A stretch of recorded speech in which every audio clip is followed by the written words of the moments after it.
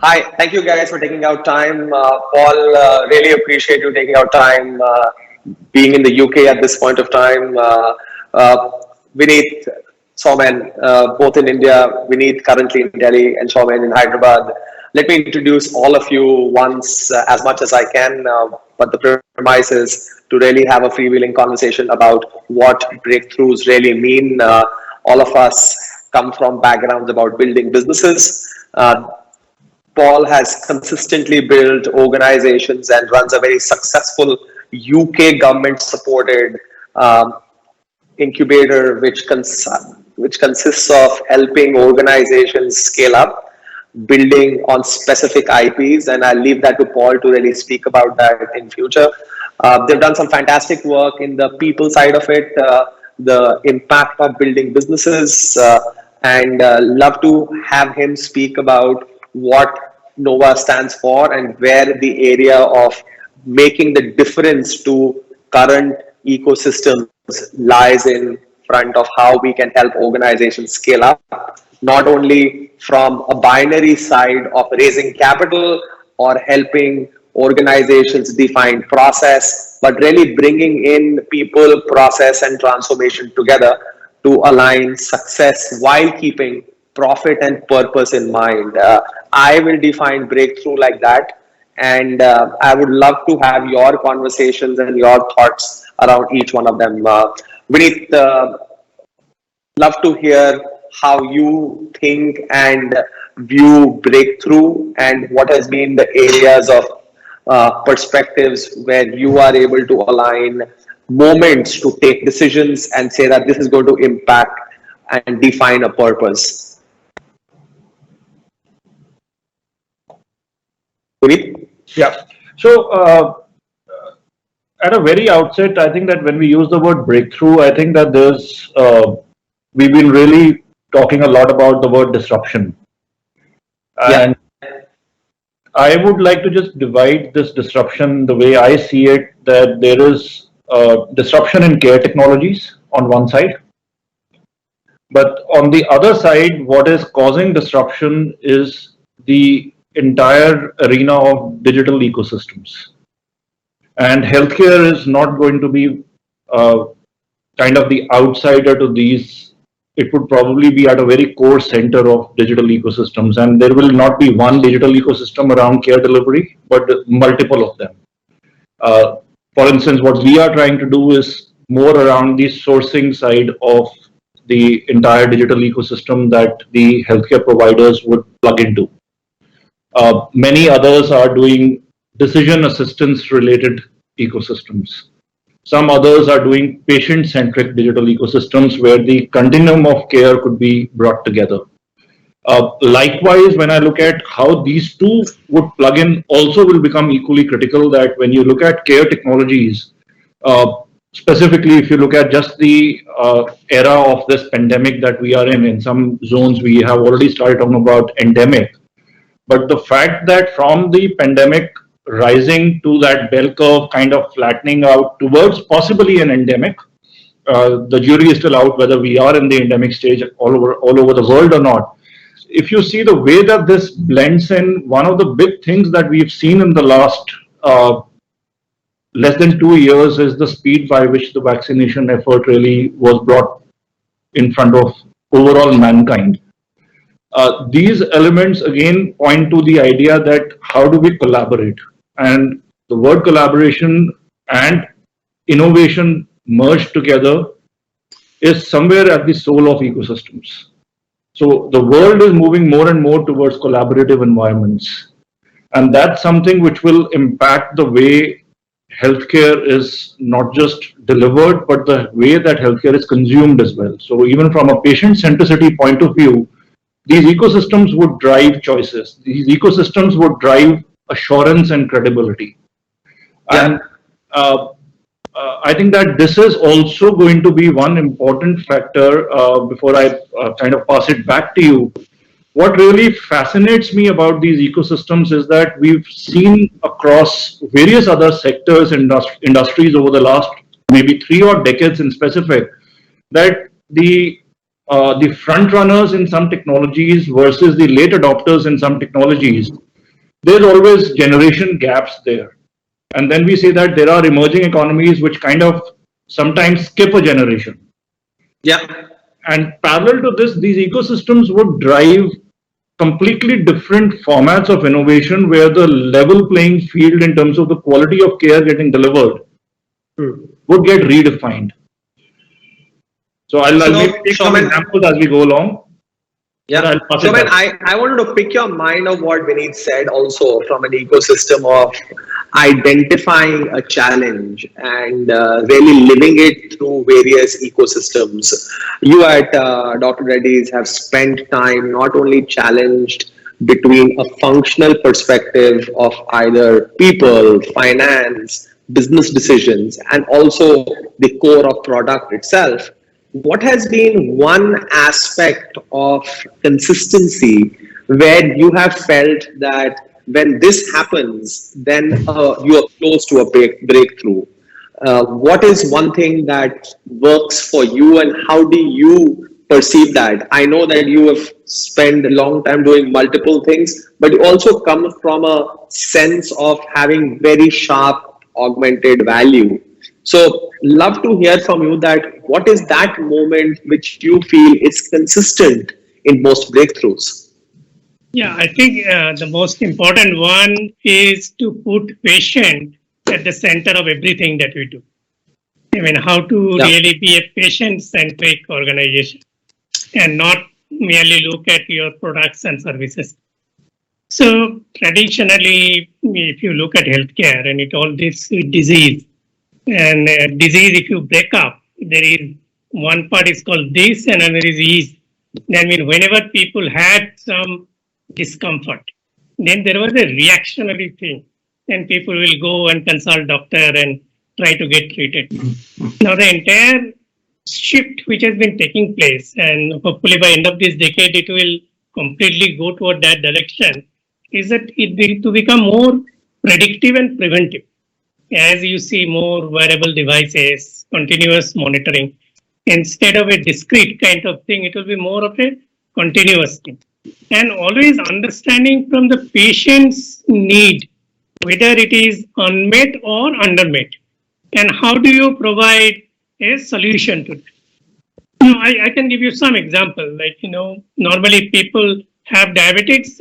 One of the first medicine they will start with is metformin. And all over the world, it is a very old one. People will take it.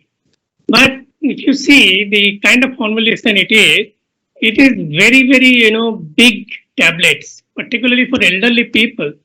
It becomes very difficult for them to even swallow that. So we felt this is an undermet need. Can we really come out with a formulation challenge and come out with a particular finished dose where the size of the metformin will be much lesser than what is prevalent in the industry? We actually could have a breakthrough in that and get some product, and we branded it as called Met Small. I mean, it is small one, easy to swallow. So even though we were very late to enter, and normally in pharmaceutical industry, either you are the first to market or first few, otherwise you don't get much of the market share. But because of this simple innovation, we got a very good market share in India for the Met Small brand that we put in. Similarly, if you all the time are looking at the patient need, you find out one of the biggest problem is the compliance. I mean, people remembering to take medicines. Sometimes people will forget, and sometimes, in terms of the multiple things, how do we do it? So since Vineet talked about the ecosystem, how can you really, take help multiple, like, you will have a software developer who can help you to remind. You can have an electronic device which can help dispensation even at home in a right kind of thing. Or you can even do as a packaging innovation, which we did here. Simply in the package, you write it down in terms of, how many times people need to take it before breakfast or after breakfast or before dinner. So it becomes easy for people to comply. So more and more such, smaller kind of innovations can also lead to a breakthrough kind of thing. Ultimately, we'll have to remember that there are a lot of people who doesn't get proper care. the penetration level is still very low, particularly in the developed countries. So how with the ecosystem, we reach much larger number of population, provide much better care with a very proper diagnostics kind of thing, more predictive and preventive in nature, and help the mankind with more affordable kind of a healthcare, bringing the cost of the healthcare down. Yeah, yeah. In fact, Professor, I'm going to bring you in on this conversation about aligning how NOVA has really participated to really define not only patient but also doctor support, which gets aligned to the finality of the product ecosystem. It would be great if you could share some insights on that. Yeah, great. I will. I'll come back to your point, Suman, about the consumption of medicine. But let me just lay out what NOVA does in the first instance. So NOVA is not strictly healthcare. We have different innovation in all sorts of industries and sectors. We basically look for a problem worth solving. That's where we start. And we look for a person who has a passion to solve that problem. So we do find a lot of those people in the healthcare system. You may ask where these people come from. They actually are there trying to solve problems. We populate social media and say, if you've got a problem that you want to solve, please talk to us and we will help you solve it. So NOVA is we call it a co-foundry. It's an innovation factory, if you like, where people come to us with problems and we help them. If we think that problem is worth solving, we help them develop the solution to that problem. Most of those people we term as workingpreneurs, because most of them are mid-30s to late 40s, 50s, who are professionals in their industry, who know what they are about, but don't see a solution to their problem. In the UK, we have something I think you know globally called the National Health Service, which means everybody in the UK gets medicine at point of need for nothing. There's no charge. So it is a huge organisation. And with any huge organisation, you've both talked about the word disruption. Is how do you disrupt a large organisation like that with any sort of intervention which works? So our model is that we try to pick people who have got a problem, we get them to validate that problem, and we have a team of about 300 people now who would help develop that problem from what we call the problem stage to the product market fit stage, moving through 5 or 6 different segments of innovation, if you like. And only at the point where we have product market fit and that product can actually go to market, do we ask the founder, or we call them the problem originator, to potentially leave their job and not be a workingpreneur anymore, be an entrepreneur. And we find that's a really interesting space. So healthcare is a fertile ground for that. So we have 7 or 8 or 9 different organizations at different stages in their journey around from problem to market fit, which is, it's 5 or 6 stages, usually takes 18 to 24 months. And if you are a doctor or a nurse or a healthcare professional who is supporting a family and has got a job, and you think this problem, you're passionate about this problem, the normal path would be mortgage your house, leave your job and try and solve the problem. Well, I think we know globally 92% of tech startups fail. So that's not a good thing to do if you've got a family and your children at school. So we've taken... Yes? Professor, I'm just trying to interject over here in the piece of getting people on board on various aspects. Soumen, I wanted to understand from you that when you are looking at building businesses and really looking at various things, keeping in mind that you are the key individual who takes the perspective decision of not only consumer-led need, but also through the organizations which are present in the society. How do you define your objectives to make an impact? Is it partially driven by profitability? Is it partially driven by the purpose, or is it partially driven by how early can you achieve market share? What has been your area of taking a decision while making a breakthrough decision? See, first you talked about people, and the reason people are working in our organization because they relate to the purpose of the organization, which in our case is touching people's life. And that's the reason, even during COVID time, even though we didn't have really a vaccine manufacturing facility, but we thought that it is requirement of the society that we need to do something about it. So we started doing a lot of things, including collaborating with the DIF to bring Sputnik in India. So the whole thing starts with that there is an ultimate purpose for the organizations. We all connect to it, and our purpose is actually to accelerate access to both innovative and affordable medicine, because good health cannot wait. So there is a sense of urgency to that. And people will have to feel that, the speed is important, as important is, quality and everything.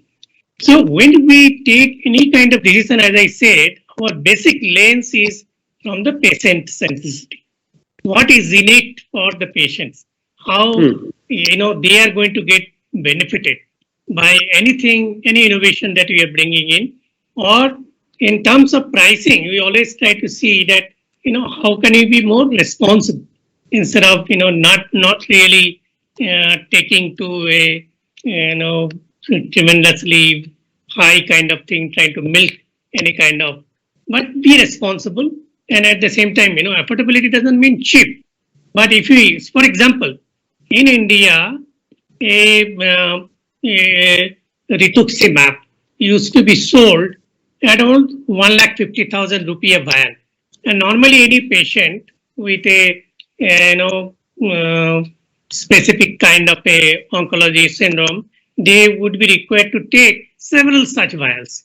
So we felt that if we can bring a biosimilar, where it will not be cheap, but we reduce from say 150,000 rupee, we brought it down to only 40,000 rupee. And we found the number of patients itself has gone up by several times. That means a lot of people could not afford earlier.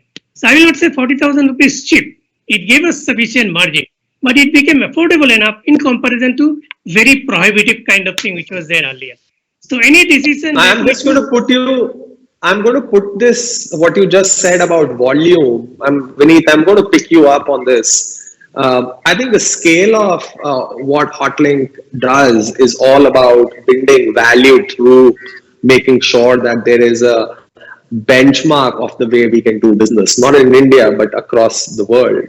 What is your take of creating these under-led benchmarks, which often are not well defined, even in mature markets or mature categories like healthcare? How is it that your perspective, what is your perspective around that? What is the benchmark ecosystems for volume, and how are you trying to address it via technology? Okay. So I think what Soumen pointed out is that when we look at affordable yet assured healthcare being delivered down to the bottom of the pyramid, the chain has to be looked at end to end. So this whole concept of end to end starts to come into play, into higher prominence, because the way we look at it at Hotlink, our innovation obviously is not on the cure or the care technologies. But if you look at care technology in isolation, it cannot deliver what the patient needs in the local environment where the patient is. So that entire journey has to be looked at play. And that's where, when I started off, I highlighted the word ecosystem. One other way of putting it, and ecosystems are, again, some people, including me, sometimes finds that this is a jargon. Then I simplify it in my own head to say that we are increasingly a very interconnected world. So if I remove the word collaboration also from it for a minute, the first piece is that this connectivity can deliver value. So what Soumen said that, okay, let's kind of bridge through alliances. So that's a very enterprise view of it. And that's an important factor to first bring the possible technology into a certain market. But then how do you then take it from there down to the point of use? There are traditional methods, and then there are disrupted methods like the marketplaces. But when you look at healthcare, I believe that marketplace models are very consumer models. Healthcare needs very unique formats because it's not about a box being shipped. So what Paul is highlighting, he's saying that, look, there is a lot more depth to what we do. So when he was talking, the word that was coming into my mind is, he's like, we cannot compromise the depth. And if someone just simply leaves his job and does a deep dive, he might just actually, instead of swimming back up, he might just drown. So what they are trying to do is to actually say that, look, I'll give you a zone which is somewhere in the middle where you keep floating. You are not swimming right now, but I'll give you the floater. So you keep floating in that zone. Either you become capable of swimming after that, or we decide that no, it was not something that was meant to be. The same thing Soumen is highlighting in a different format to say that, look, how do I bridge between this affordability gap? And I am trying to put nothing but a different metaphorical element to it to say that when you look at a benchmark, as you use the word benchmark, we are all somewhere pointing to the idea to say that, look, this whole journey has to get more optimized. The word optimization point. Is that optimization, is that going to happen just because maybe tomorrow there will be a new pill which will be far easier to manufacture and will be far easier for us to dispense, versus saying that, look, cost has actually been blocked in various frontiers in this entire journey, not just in the technology alone, which is the medical technology. So the cost has been built up as this product reached the point of use as it was being used there. I read something very interesting. Maybe I'll just highlight it here. There are theories around it that, okay, historically we have been, the care has been delivered as a service rather than as an outcome. And that debate is endless, but no point really going into that. But many cases have now started to point out to say that is the way that the care is charged for needs a third model to benchmark. And that third model could be a software model, which is what connects back into what Soumen highlighted about the idea of how can we make care more continuous for a patient and become more patient-centric in terms of defining not just the sensors through the wearables, but also look at all aspects of care in a format where affordability is not a factor of the product alone. It's a factor of... I'll dig you in over here. Paul, I would love to hear your story about the doctor technology which you incubated and grew through, which really consumes the entire value curve of how the patient and the doctor is really realizing challenges which they live on an everyday basis, but there are no benchmarks for it, and how did Nova resolve that? Maybe you could tell something about that. I agree with the ecosystem. You know, the word sort of just spawns, what the hell's that? So I tend to call it collaboration. How do we collaborate with our competition to actually develop something that works for everybody? You know, that democratization of healthcare. And I tend to, sorry, just to digress a little bit, I tend to say that to people, this is not in a B2B environment. You know, people say it's B2B, but it's not really. As a mathematician, I love playing about with numbers. So if you add 2 to that equation, it becomes B4B and B4C. And that is a partnership rather than something you're doing to somebody. So take the 2 out and put 4 in. Very easy change, but really psychologically completely different. So to your point, Pranav, yes, we've probably got 8 or 9 different products that we are bringing to the market. Let's actually look at the patient side and the doctor side. And the doctors are usually the ones that actually come up with that. They'll say, you know, my patients are all not doing something and they need to do something. One example I've got is a company that we have, which is now just got on the approved supplier list for the NHS, which is all about hydration in patients. We have a benchmark where we look at people who are recurring back to hospital. When you get released, if you get released and you come back into hospital within 3 weeks, that's seen as a failure of the system because you release somebody prematurely. And when we started looking at that, one of our doctors started looking at it and started saying, well, what is the basic cause for those people coming back in here? It's not usually my stitches or you know, sort of burst open or, you know, something else. A lot of it is about hydration. It's about water, fluid balance within a patient. And, you know, the doctor suggested a way of doing this was to develop a cup which has got a sensor in, an ideal sensor in it, which is personalized to you. And then we can look at the hydration from that person. You only drink through that cup for the first 3, 4, 5 weeks. And we can see the amount of fluid which is going into that patient. And if we see after a week that it's low, there's an intervention strategy that says, hey, you know, you need to start upping your fluid, because in 2 weeks' time, using predictive analytics, you're going to be back in A&E. So that company is called Accurate, and it's doing very, very well, and it's being built on that sensor technology of how much you drink. We are also working on Accurate. The second stage of Accurate is how much you pass. So you know, that becomes a little bit more difficult. You don't do that into a cup, but anyway, we'll stay away from that conversation. But you know, you are trying to see what that fluid balance is in that person, and we believe that will make a huge difference to readmissions and readmissions into the benchmark. So that's an example of a doctor coming up with a problem that he could see, but he went to the NHS, and the NHS said, no, look, that's just too small for us to get involved with. So he came to us and said, can you experiment with this? Now, he's still a doctor.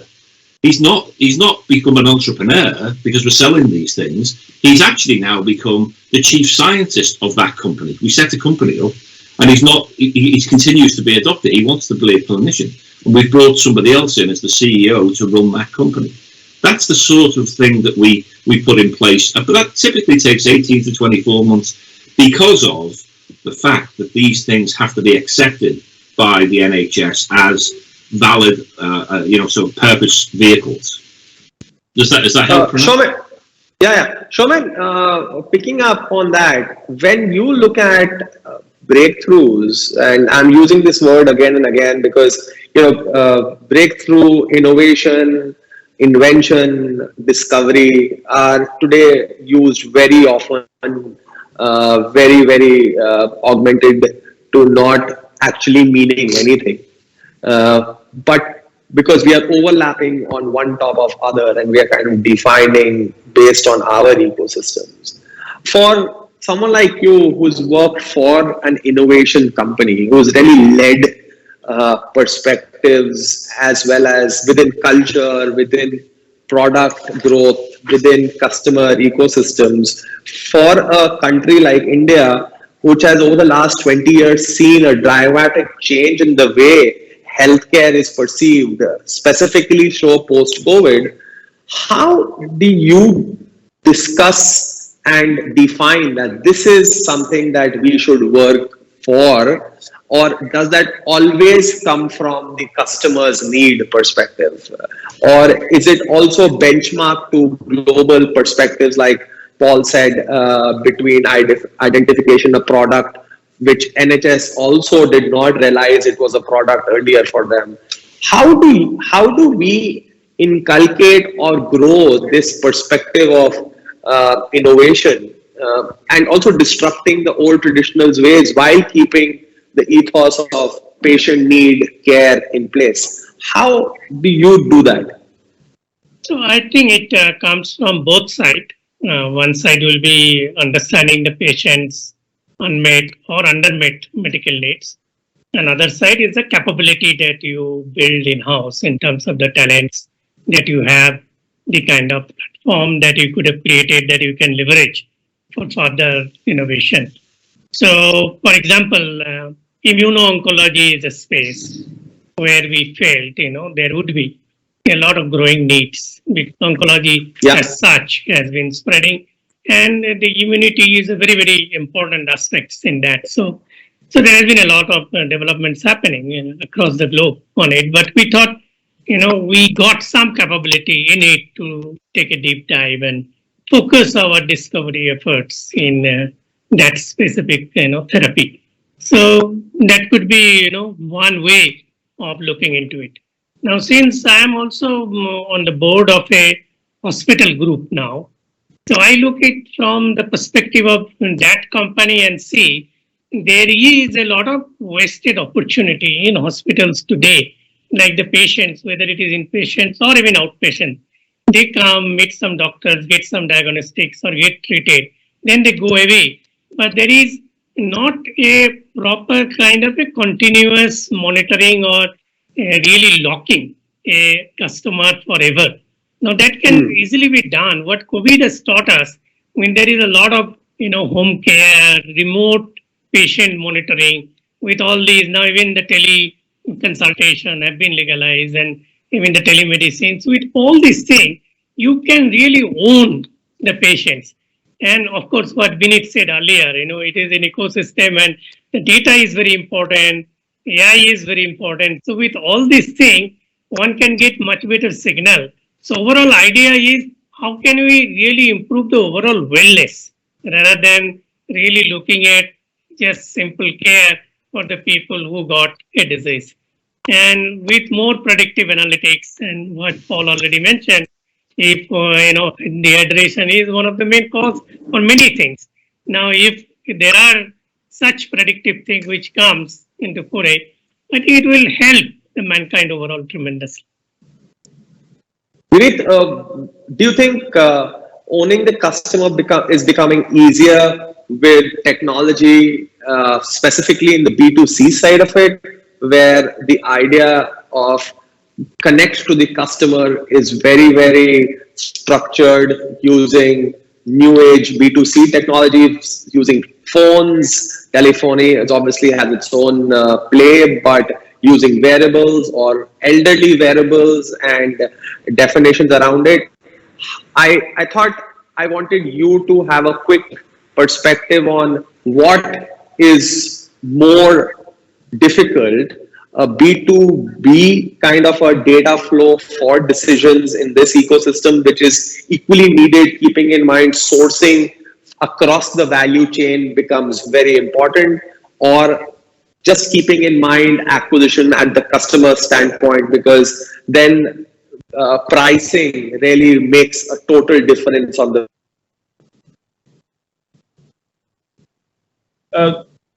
So Pranav, I'll pick up the word. I liked what Paul used as B4B and B4C.